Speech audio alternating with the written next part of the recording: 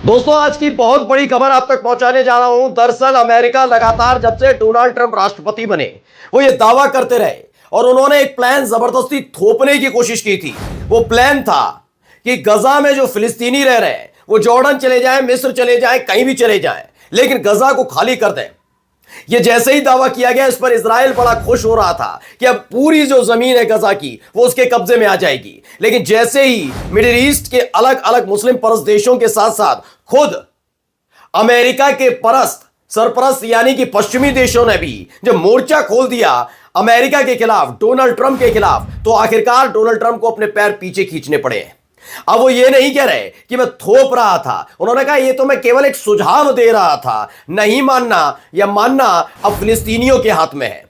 ये एक आज की बड़ी खबर है कि अपने पैर पीछे खींचने पड़े डोनाल्ड ट्रंप को। जब से राष्ट्रपति बने हैं तब से अलग अलग वादे, अलग अलग दावे, अलग अलग चीजें थोपने की कोशिश हो रही है। पहली दफा है कि गजा के मसले पर अपने पैर डोनाल्ड ट्रंप को पीछे खींचने पड़े। खबर सिर्फ यही नहीं है, कई और महत्वपूर्ण खबरें मिडिल ईस्ट के अलग अलग हिस्से से निकल कर आई हैं जो इजराइल की मुसीबत बढ़ाने वाली हैं। वो भी आपको खबर दिखाने जा रहा हूं। नमस्कार, मैं हूं प्रज्वल गौतम और आप देख रहे हैं the live TV. The live TV, सच सबसे आगे। पहले देखिए खबर क्या है। खबर वहीं से शुरू करेंगे। डोनाल्ड ट्रंप वाला मसला, भाई बड़ा मसला है ये। डोनाल्ड ट्रंप ने कहा, क्या कहा? Donald Trump has said that he is not forcing any plans, यानी वो दबाव नहीं डाल रहे, थोप नहीं रहे। डोनाल्ड ट्रंप ने कहा कि वह गजा पर किसी भी तरह की योजना जो उनकी तरफ से की गई है, सुझाव, वो थोप नहीं रहे। वो एक सुझाव है, सिफारिश है। कोई भी देश इसे शुरू करने या इसमें हिस्सा लेने के लिए बाध्य नहीं है, बाउंडेशन नहीं कि आना ही आना है। वो इसे थोप नहीं रहे। वहीं सीसीडब्ल्यू ट्रंप एल न्यूयॉर्क राज्य में मिस्र लॉबी ने फिर से जीत हासिल की है। हम आपको संभालने आ रहे हैं, ये तमाम बात कही। ट्रंप ने कहा आगे एक और है कि Trump my plan on Gaza is good. उन्होंने कहा वैसे गजा को लेकर मेरा जो प्लान है वो अच्छा है, लेकिन मैं इसे थोप नहीं रहा हूं, केवल इसकी सिफारिश करूंगा। आपको मालूम ही होगा कि चाहे वो मिस्र हो, क्योंकि मिस्र को लेकर हाल में अभी डोनाल्ड ट्रंप की तरफ से भी एक फैसला लिया गया अमेरिका की तरफ से कि उसने जो बंदी जो पूरी संधि हुई थी उसका उल्लंघन किया। मिस्र के खिलाफ भी बोल रहा है। क्यों? क्योंकि उसने ही विरोध कर दिया था कि हम इसके कतई मंजूर नहीं करेंगे। गजा के जो लोग हैं फिलिस्तीनी कहीं और देश में जाकर बसे। जॉर्डन की तरफ से नाराजगी, अलग अलग देशों की तरफ से। अब इसके पीछे आना पड़ा है, कहना पड़ा मैं थोप नहीं रहा हूं।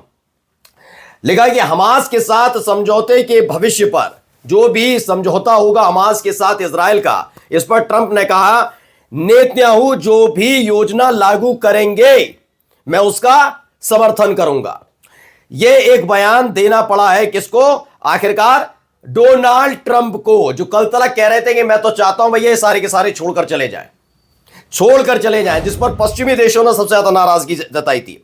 अब देखिए, अमेरिकी विदेश मंत्री हैं रूबियो, उन्होंने कहा president Trump believes that the inhabitants of Gaza, यानी जो गजा के निवासी हैं, गजा मस्ट बी रिमूव्ड। उन्होंने कहा राष्ट्रपति ट्रंप का मानना है कि गजा के निवासी यानी कि जो फिलिस्तीनी है को हटाया जाना चाहिए ताकि हम और इस क्षेत्र में हमारे साझेदार इसका निर्माण कर सकें, और ये योजना पसंद नहीं है। उन्हें ये योजना पसंद नहीं है। उनका कहना है कि ये सारे के सारे फिलिस्तीनी छोड़कर चले जाए, फिर यहां पर इंफ्रास्ट्रक्चर खड़ा किया जाएगा, तमाम चीजें की जाएंगी, लेकिन ये प्लान पसंद नहीं आ रहा इन लोगों को।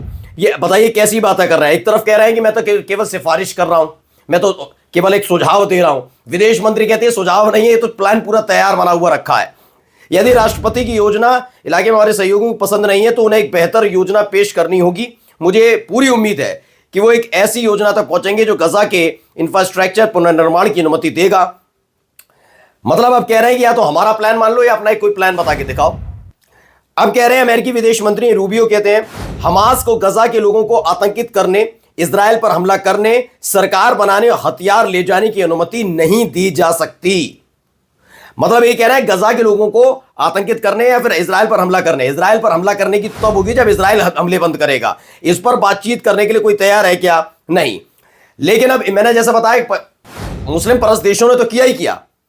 जहां पहले से ही उसके सैन्य अड्डे बने हुए हैं। अब आप सोचिए, अगर इन सैन्य अड्डे वाले देशों ने जो विरोध करना शुरू किया है, अमेरिका क्यों घबराया? उसे पता है कि अगर ये वाली बात नहीं मानी गई तो मिडिल ईस्ट के अंदर जो पूरा कब्जा करने की कोशिश है ना, कि हम मजबूत कितने हैं, मिडिल ईस्ट में बैठे हैं, यहां कहां जाना है बताओ, किस जगह आपको बैठना है? आपको जाना सऊदी अरब, यूएई, कहां आप बताएंगे जहां अमेरिकी सैन्य अड्डे नहीं है, मिलिट्री बेस बना रखे हैं, वहां पर आप विपत्ति आ जाएगी, क्योंकि वहां के लोगों को बहुत नाराजगी है जब से गजा अमेरिका की तरफ से प्लान तैयार किया गया। अब इसको लेकर पश्चिमी देशों में भी नाराजगी है। क्या है?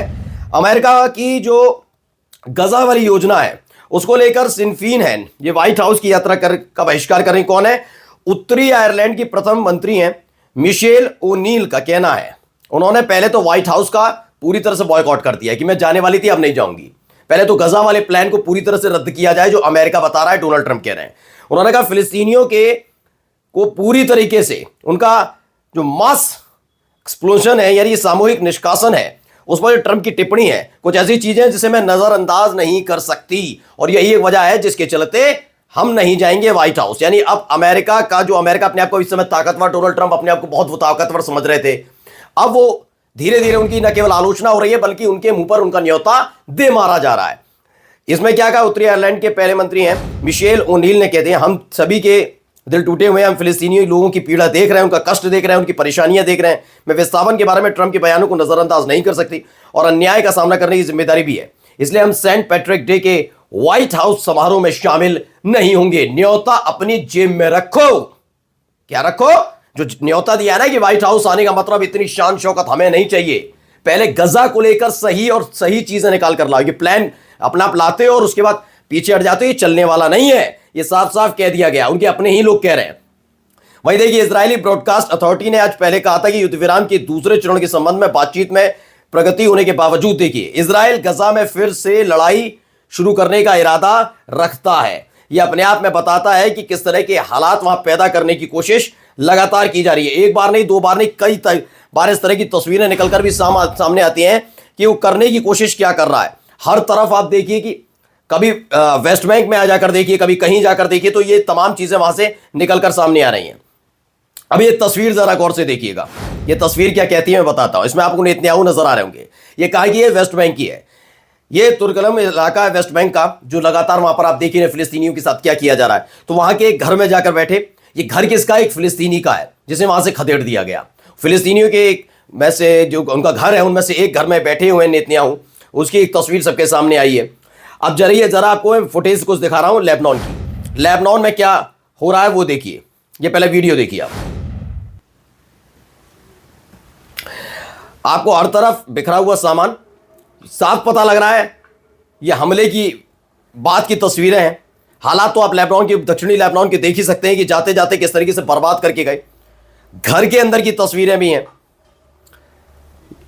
ये वीडियो आप देख सकते हैं, उसमें पूरा इलाका भी दिखाया कैसे हालात वहां पैदा किए गए। घर के अंदर की तस्वीर भी दिखाई, अलग अलग जगह से जो तस्वीरें आती है उसमें से एक तस्वीर है। प्रेस टीवी खबर है कि फुटेज में दक्षिणी लेबनान में हाल ही में इजरायली हमले के बाद केफर केला शहर में इजरायली सेना की तरफ से किए गए बर्बादी के निशान हैं, जिन्हें अब कैमरे में कैद करके दुनिया के सामने रखा जा रहा है कि पहले तो आपने चीजें की, आपने उसे गढ़ बनाया अपना, और उसके बाद जब वहां से जा रहे हैं तो उसे बर्बाद करते हुए जा रहे हैं। ये तस्वीरें सामने आने के बाद भी हल्ला मचा हुआ है। अब देखिए एक और खबर आई है निकलकर, वो भी खबर देखिए, पहले ही वीडियो देखिए।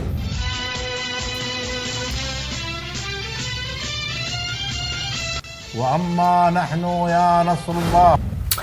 तो देखिए ये वीडियो का मतलब है, इराक में इस्लामी प्रतिरोध है जो सैयद अल शुहादा ब्रिगेड के महासचिव अबू अला अल वाले सैयद हसन नसरुल्लाह से प्रतिज्ञा करते हैं, या तो मैं आपके साथ हो जाऊंगा या फिर हर जगह से जो इजरायली सेना है उसको बाहर निकाल कर फेंक दूंगा। ये इस वीडियो के जरिए एक संदेश देने की कोशिश, ऐसे वक्त में जब उनका फ्यूनरल होने जा रहा है, उस वक्त का ये अपने आप में बड़ा संदेश दिया गया है। वहीं हमास की तरफ से भी एक बयान जारी किया गया, हसन नसरुल्लाह साहब के जो उनको श्रद्धांजलि दी गई एक तरीके से। क्या कहा? इसे बहते खून के प्रति वफादारी है, वादा है कि जीत की आशा के साथ हम कहते हैं इस्लामिक प्रतिरोध आंदोलन जो है हमास 23 फरवरी 2025 को बेरूत में शहीद नेता सैयद हसन नसरुल्लाह और शहीद नेता सैयद हशम सफीदीन की अंतिम संस्कार में बड़े पैमाने पर भागीदारी का आह्वान करता है और शहीदों को ये वादा करता है कि फिलिस्तीन के मुक्ति के लिए, उसकी आज़ादी के लिए और इजराइल के को बाहर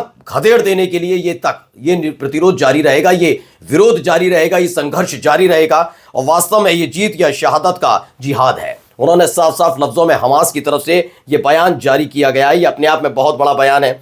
उन्होंने अल कसम ब्रिगेड के प्रवक्ता है अबू उबैदा ने कहा कैदियों की अदला बदली को लेकर भी उनकी तरफ से बयान आया है। उन्होंने कहा अल-अक्सा बाढ़ सौदे के हिस्से के रूप में शहीद इज अल दीन अल कसम ब्रिगेड ने 22 फरवरी 2025 को किन किन को रिहा किया है? एलिजा मेमन, इज़्तिज़ाक Cohen, Omer Shem Tov, Omer Wenkert, Tal Shoham, अवेरा मेंगिस्टू, Hisham अल सईद को। वही इजराइल के 6 जीवित बंधकों को के बदले में 602 फिलिस्तीनियों को रिहा करेगा अब इजराइल, ये कहा जा रहा है हमास की तरफ से। अब आइए कुछ और तस्वीरें। यमन के ग्रैंड मुफ्ती के नेतृत्व में उच्च स्तरीय आधिकारिक प्रतिनिधिमंडल जो श्री नसरुल्लाह साहब है वो सफ़ी अल दीन के अंतिम संस्कार समारोह में भाग लेने के लिए सना अंतर्राष्ट्रीय हवाई अड्डे से रवाना हुआ है। यानी कि यमन की तरफ से भी लोग वहां पर पहुंच रहे हैं कि भाई बड़ा कार्यक्रम माना जा रहा है इसे, ये अलग अलग तरीके से। वहीं अब सीरिया की खबर निकल कर आई। वैसे आप सब जानते हैं कि HTS जब से आया है, जुलानी जिनको भैया पूरी सरकार का दारोमदार सौंपा गया है, वो किस तरीके से पश्चिमी देशों के सुर में सुर मिलाते हैं, खासतौर पर अमेरिका परस ज़्यादा है। अब उनकी तरफ से कहा गया सरकार ने रमजान के लिए गैर मुसलमानों पर सख्ती से रमजान के दौरान फास्ट रखने के लिए नियम बना दिए हैं कि सबको फास्ट रखना होगा, चाहे वो मुसलमान है चाहे वो मुसलमान नहीं है। ये एक बात कही गई है। अब इस पर भी जवाब देते हुए नजर आए जरा पश्चिमी देश बहुत बड़ी बड़ी बातें कर रहे थे। अब ये पहले वीडियो देखिए आप जरा।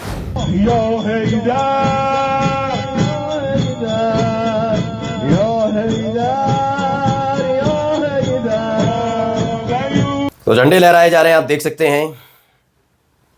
IRGC के लोग हैं, ये ईरान की सेना झंडे लहराए। ये दरअसल ईरान के करमान शहर में जहां शहीद लेफ्टिनेंट जनरल कासिम सुलेमानी के शव को दफनाया गया था, वहां 50,000 बासिस बलों ने पैगंबर ए आजम सैन्य जो है मिलिट्री एक्सरसाइज है उसमें हिस्सा लिया। यह एक्सरसाइज IRGC एक्सरसाइज की एक तरीके से पूरी की पूरी एक श्रृंखला है जिसे हम सीरीज कह सकते हैं।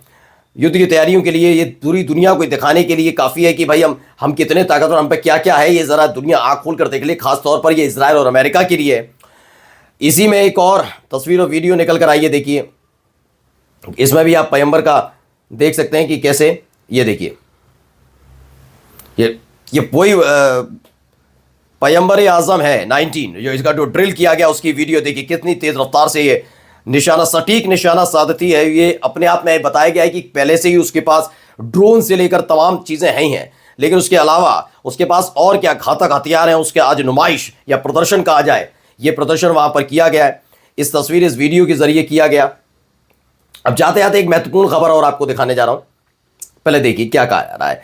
ये है अमेरिका ये अमेरिकी अधिकारी की तरफ से कहा गया।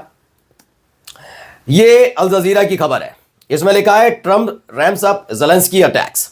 अमेरिकी अधिकारी के खनिज सौदे के करीब होने की बात कहने पर ट्रम्प ने ज़ेलेंस्की पर हमले और तेज कर दिए। कहा गया कि लगातार राष्ट्रपति जो ज़ेलेंस्की है उस पर हमले किए जा रहे हैं। किसकी तरफ से? अमेरिकी राष्ट्रपति की तरफ से हमले हो रहे हैं। तो Trump claims that Ukrainian president Vladimir Zelensky done A terrible job.